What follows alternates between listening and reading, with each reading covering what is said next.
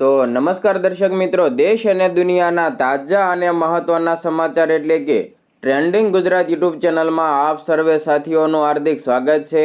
દર્શક મિત્રો, દેશ અને વિદેશમાં ઘટતી અવનવી ઘટનાઓની માહિતી તેમજ રાજનીતિ અને મોસમને લગતા સમાચાર સૌથી પહેલા મેળવવા માટે અમારી ટ્રેન્ડિંગ ગુજરાત યુટ્યુબ ચેનલને અત્યારે સબસ્ક્રાઇબ કરી લેજો અને બાજુમાં આપેલા ઘંટડીના નિશાનને પણ પ્રેસ કરી દેજો, જેથી અમારા અવનવા વિડીયોની અપડેટ સૌથી પહેલાં તમારા મોબાઈલમાં મળી જાય।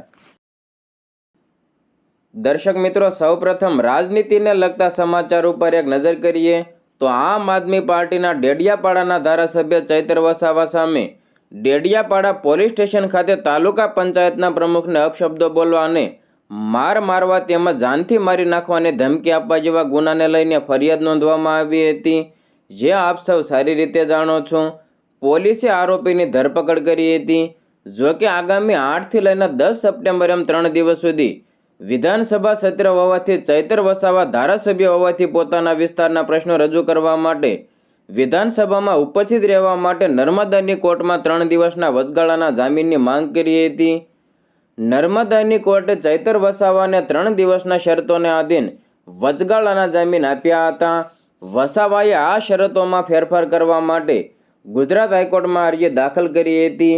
હાઈકોર્ટમાં દાખલ કરાયેલ અરજીમાં અરજદાર દ્વારા જેમાં પોલીસ જાપ્તાના ખર્ચ પોતે ઉઠાવવાનો આદેશ હતો, આ ઓર્ડરમાં ફેરફાર એટલે કે મોડિફિકેશન માટે ચૈતર વસાવાએ હાઈકોર્ટમાં અરજી કરી હતી। હાઈકોર્ટે સુનાવણી બાદ ચૈતર વસાવાને પોલીસ જાપ્તામાંથી મુક્તિ આપી છે। જોકે કોર્ટે સ્પષ્ટ શરત મૂકી છે કે વસાવા નર્મદા નહીં જઈ શકે અને મીડિયાને કોઈપણ પ્રકારનું સ્ટેટમેન્ટ આપી નહીં શકે। સુનાવણી દરમિયાન ચૈતર વસાવાના વકીલે દલીલમાં જણાવ્યું કે 3 દિવસના પોલીસ જાપ્તાનો ખર્ચ લગભગ 3 લાખ રૂપિયા થાય છે। વસાવા કોર્ટના આદેશ મુજબ સરેન્ડર કરવા તૈયાર છે। સરકારી વકીલ તરફથી કોર્ટને જણાવાયું છે કે આરોપી સામે અનેક ગુના નોંધાયેલ છે। પોલીસ કસ્ટડીમાં હોવા છતાં વસાવાએ મીડિયાને સંબોધન કર્યું હતું। સેશન જજ દ્વારા જામીન આપતી વખતે પીએસઆઈ, એએસઆઈ, હેડ કોન્સ્ટેબલ અને 2 કોન્સ્ટેબલના જાપ। હવે મિત્રો, વરસાદને લગતા સમાચાર ઉપર એક નજર કરીએ તો આગાહીકાર અંબાલાલ પટેલે ગુજરાતના ખેડૂતો માટે ખુશખબર આપી છે। તમને જણાવી દઈએ કે ગુજરાતમાં આગામી વરસાદના નવા રાઉન્ડને લઈને આગાહીકાર અંબાલાલ પટેલે આગાહી દર્શાવી દીધી છે। મિત્રો, બંગાળના ઉપસાગરમાં મજબૂત સિસ્ટમ બની છે અને આ સિસ્ટમ ગુજરાત તરફ આવશે અને વરસાદ આપશે।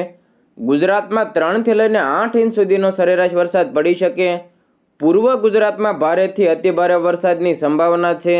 પંચમહાલ, મહીસાગરમાં અતિભારે વરસાદ રહી શકે। હવામાન નિષ્ણાત અંબાલાલ પટેલનું માનવું છે કે ભરૂચ, જંબુસર, ખંભાત, તારાપુર અને આણંદ, નડિયાદ, કપડવંજ, ખેડા, પાટણ અને સમી, હારીજ, મહેસાણા અને બનાસકાંઠામાં પણ ભારે વરસાદની શક્યતા છે। અંબાલાલ પટેલે વધુમાં ઉમેર્યું, મહેસાણા, પાટણ અને સાબરકાંઠા, અરવલ્લી અને બનાસકાંઠામાં ભારે વરસાદની આગાહી છે। તે સિવાય ગુજરાતના કેટલાક ભાગોમાં ભારે વરસાદ પડી શકે તેમજ પૂર્વ ગુજરાતમાં પણ ભારે વરસાદની આગાહી છે। દક્ષિણ ગુજરાતમાં ભારે વરસાદ પડી શકે। સાથે સાથે ભારે વરસાદને કારણે તાપી, નર્મદા અને સાબરમતી નદીમાં જળસ્તર વધશે। ખેડૂતો વરસાદમાં વાવેતર કરશે તો તેમને પણ પાક સારો મળી શકશે। અંબાલાલ પટેલે વધુમાં જણાવ્યું કે નવરાત્રિમાં ગરમી સાથે વરસાદી માહોલ રહેશે અને છઠ્ઠા નોરતાથી દશેરા સુધી વરસાદી ઝાપટા પડી શકે। દિવાળી આસપાસ વાદળછાયું વાતાવરણ રહેશે અને નવેમ્બરની શરૂઆત સુધી વરસાદી અસર રહી શકે। વરસાદની અસર દરિયામાં પણ જોવા મળશે, કેમ કે બંગાળના ઉપસાગરમાં એક વરસાદી સિસ્ટમ બની રહી છે, જેને કારણે દરિયામાં મોટા ઊંચા મોજા ઉછળી શકે। આ વરસાદની આગાહી સપ્ટેમ્બર મહિનાના અંત સુધીની રહેલી છે। તો નર્મદા સરોવર ડેમની સપાટીમાં વધારો થઈ શકે। રાજ્યમાં 14 સપ્ટેમ્બર સુધી વરસાદી ઝાપટા ચાલુ રહેશે। સૌરાષ્ટ્ર, દક્ષિણ અને મધ્ય ગુજરાતમાં વરસાદની આગાહી છે। સાબરકાંઠાના ભાગોમાં પણ ભારેથી અતિભારે વરસાદ રહેશે। કોઈક ભાગોમાં તો 4 ઇંચ જેટલો વરસાદ થવાની પણ શક્યતા છે। સાબરમતી નદીમાં પાણીનો આવરો આવે અને નર્મદા ડેમની સપાટીમાં આવક વધી શકે। નર્મદા નદી 2 કાંઠે વહી શકે તો તાપી નદીમાં પાણીનો પ્રભાવ પણ વધી શકે।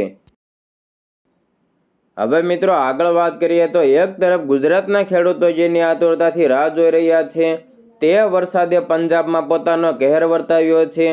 યા દર્શક મિત્રો, પંજાબમાં અત્ર તત્ર સર્વત્ર જળબંબાકારની સ્થિતિ જોવા મળી છે. પૂર આવી ગયું છે. પંજાબમાં ભારે વરસાદને પગલે રાજ્યને આપત્તિગ્રસ્ત જાહેર કરાયું છે. જ્યારે 1400થી વધુ ગામો પૂરથી અસરગ્રસ્ત થયા છે. 4.5 લાખથી વધુ લોકો અસરગ્રસ્ત થયા છે. જ્યારે ભારે વરસાદને કારણે પંજાબમાં અત્યાર સુધીમાં 37 લોકોના મોતના આંકડા પણ સામે આવ્યા છે.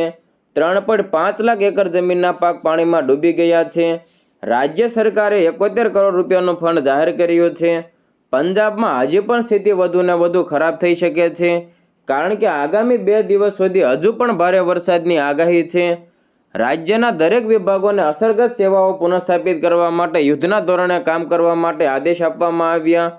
તમામ વિભાગોના કર્મચારીઓની રજાઓ રદ કરી દેવાઈ છે. મુખ્ય સચિવે તમામ જિલ્લા કલેક્ટરો અને વિભાગોને રાહત કામગીરીમાં ઝડપ લાવવાનો આદેશ આપ્યો છે. શિક્ષણ મંત્રી હરજોત બેન્સે તમામ સરકારી, ગ્રાન્ટેડ, માન્યતા પ્રાપ્ત ખાનગી સ્કૂલો, કોલેજો, યુનિવર્સિટીઓ અને પોલિટેકનિક સંસ્થાઓને પણ 7 સપ્ટેમ્બર સુધી બંધ રાખવાનો આદેશ આપ્યો છે. આ અગાઉ સંસ્થાઓને 3 સપ્ટેમ્બર સુધી બંધ રાખવાનું નક્કી કરાયું હતું. મિત્રો, પૂરને કારણે 3.5 લાખ એકર જમીનનો પાક પાણીમાં ડૂબી ગયો. ભારે વરસાદ અને પૂરને પગલે અત્યાર સુધીમાં 37 લોકોના મોત થઈ ચૂક્યા છે. બુધવારે પણ 3 લોકોના મોત થયાના અહેવાલો છે. જેમાં બરનાલામાં વૃદ્ધ દંપતી અને લુધિયાણામાં એક યુવાનનો સમાવેશ થાય છે. રાજ્યમાં 4.5 લાખથી વધુ લોકો પૂરથી અસરગ્રસ્ત છે. હજુ આગામી 2 દિવસ સુધી લોકોને સહી સલામત અને સુરક્ષિત સ્થળે રહેવાની અપીલ કરવામાં આવી છે. હવે મિત્રો, પશ્ચિમ બંગાળથી એક મોટા સમાચાર સામે આવ્યા છે. બીજેપીના 5 ધારાસભ્યો સસ્પેન્ડ થવાને લઈને મોટી અપડેટ સામે આવી છે. યા દર્શક મિત્રો, ગુરુવારે પશ્ચિમ બંગાળ વિધાનસભામાં ખાસ સત્ર દરમિયાન ભાજપના ધારાસભ્યો અને માર્શલો વચ્ચે ઘર્ષણ થયું હતું અને આ ઘર્ષણ બાદ ભાજપના ધારાસભ્ય અને મુખ્ય દંડક એવા શંકર ઘોષ સહિત 5 ધારાસભ્યોને ગૃહની કાર્યવાહીથી સસ્પેન્ડ કરવામાં આવ્યા. જે ધારાસભ્યોને સસ્પેન્ડ કરવામાં આવ્યા છે તેમાં મુખ્ય દંડક શંકર ઘોષ, અગ્નિમિત્ર પાલ, મિહિર ગોસ્વામી, અશોક ડિંડા અને બંકિમ ઘોષનો સમાવેશ થાય છે. આ 5 ધારાસભ્યોને ગૃહની બાકીની કાર્યવાહીમાંથી 1 દિવસ એટલે કે ગુરુવાર માટે સસ્પેન્ડ કરવામાં આવ્યા હતા. વિધાનસભા અધ્યક્ષના આ પગલા ઉપર ભાજપ દ્વારા મમતા સરકાર ઉપર પ્રહારો કરવામાં આવ્યા. ભાજપે કહ્યું કે પશ્ચિમ બંગાળમાં લોકશાહી મરી ગઈ છે. મમતાએ વિપક્ષના ધારાસભ્યો ઉપર હુમલો કર્યો. મમતાએ એ જ ભૂલ કરી જે સીપીએમએ કરી હતી. જ્યારે ભાજપના ધારાસભ્ય શુભેન્દુ અધિકારીએ કહ્યું કે ટીએમસીનો અંત હવે આવી ગયો છે. અધિકારીએ કહ્યું કે બંગાળ વિધાનસભામાં લોકશાહીની હત્યા કરવામાં આવી છે. શુભેન્દુએ કહ્યું કે સીએમ મમતા અને તેમના વહીવટી તંત્રને લોકશાહીની હત્યા કરી છે. વાસ્તવમાં સીએમ મમતા બોલ્યા પછી વિધાનસભામાં હોબાળો શરૂ થયો. તેમણે બોલવાનું શરૂ કરતાની સાથે જ ભાજપના ધારાસભ્યોએ સૂત્રોચ્ચાર શરૂ કરી દીધા. આ પછી ટીએમસીના ધારાસભ્યોએ પણ સૂત્રોચ્ચાર શરૂ કરી દીધા. આટલું જ નહીં, વિધાનસભામાં બોટલો પણ ફેંકવામાં આવી. આ 1 કલાકથી વધુ સમય સુધી ચાલુ રહ્યું. આ પછી વિધાનસભા અધ્યક્ષ એવા બિમન બેનર્જીએ ભાજપના ધારાસભ્યોના સૂત્રોચ્ચાર અને ગૃહની કાર્યવાહીમાં અવરોધ ઊભો કરવાના આરોપમાં સસ્પેન્ડ કર્યા. સદનમાં હોબાળા પછી મમતા બેનર્જીએ કહ્યું કે ભાજપ મને બોલવા દેતી નથી. ભાજપ બંગાળ વિરોધી છે. તે ગૃહમાં ચર્ચા ઈચ્છતી નથી. મમતાએ બીજેપીને વોટ ચોર કહી. મમતાએ કહ્યું કે ભાજપ સરકાર હવે નથી જોઈતી. હવે મિત્રો, વર્ષ 2025ના સૌથી મોટા ચંદ્રગ્રહણને લઈને મોટા સમાચાર સામે આવ્યા છે. આ દર્શક મિત્રો, 7 સપ્ટેમ્બરના રોજ વર્ષનું છેલ્લું પૂર્ણ ચંદ્રગ્રહણ શનિની રાશિ કુંભ રાશિમાં થવાનું છે, જેને કારણે ઘણી રાશિઓની સમસ્યાઓ વધી શકે છે. ગ્રહણ રાત્રે 9:58 વાગ્યે શરૂ થશે અને રાત્રે 1:26 વાગ્યે સમાપ્ત થશે. વર્ષનું છેલ્લું ચંદ્રગ્રહણ 7મી સપ્ટેમ્બર 2025ના રોજ ભાદ્રપદની પૂર્ણિમાએ થવાનું છે. પિતૃપક્ષ પણ આ દિવસથી શરૂ થશે. આ પૂર્ણ ચંદ્રગ્રહણ હશે જે ભારતમાં પણ દોખ દેખાવાનું છે. તેથી ગ્રહણ દરમિયાન સૂતકના નિયમોનું પાલન પણ કરવામાં આવશે અને પૂજાપાઠ જેવા કાર્યો વર્જિત રહેશે. જ્યોતિષશાસ્ત્ર અનુસાર ચંદ્રગ્રહણ સમયે ચંદ્રગ્રહણ રાત્રે 9:58 વાગ્યે શરૂ થશે અને બપોરે 1:26 વાગ્યે સમાપ્ત થશે. આ ગ્રહણ કુંભ રાશિમાં થશે, જે શનિદેવની રાશિ છે. કર્ક રાશિ ઉપર કેવી અસર પડશે તેની વાત કરીએ તો તમારી રાશિનો સ્વામી ચંદ્ર છે. આવી સ્થિતિમાં ચંદ્રગ્રહણ કર્ક રાશિના જાતકો ઉપર પ્રતિકૂળ અસર કરશે, કારણ કે ગ્રહણ દરમિયાન ચંદ્રની શક્તિ નબળી પડી જાય છે. આવી સ્થિતિમાં તમારે ગ્રહણ દરમિયાન માનસિક રીતે સ્થિર રહેવાની જરૂર છે અને સ્વાસ્થ્ય અને સંબંધો ઉપર પણ ધ્યાન રાખવાની જરૂર છે. કન્યા રાશિના જાતકો વિશે વાત કરીએ તો વર્ષનું બીજું ચંદ્રગ્રહણ કન્યા રાશિના 6થા ભાવમાં થવાનું છે. તમારા કામ ઉપર પ્રતિકૂળ અસર પડશે. તમારે આ સમયે કોઈ મોટું કાર્ય શરૂ કરવાનું ટાળવું જોઈએ. આ સમય પૈસા, સંબંધ અને સ્વાસ્થ્યની દ્રષ્ટિએ શુભ રહેશે નહીં. કુંભ રાશિના જાતકો ઉપર કેવી અસર પડશે તેની વાત કરીએ તો 7મી સપ્ટેમ્બરના રોજ પૂર્ણ ચંદ્રગ્રહણ તમારી રાશિમાં થઈ રહ્યું છે. તેથી કુંભ રાશિના લોકોએ વધુ સાવધાની રાખવી પડશે.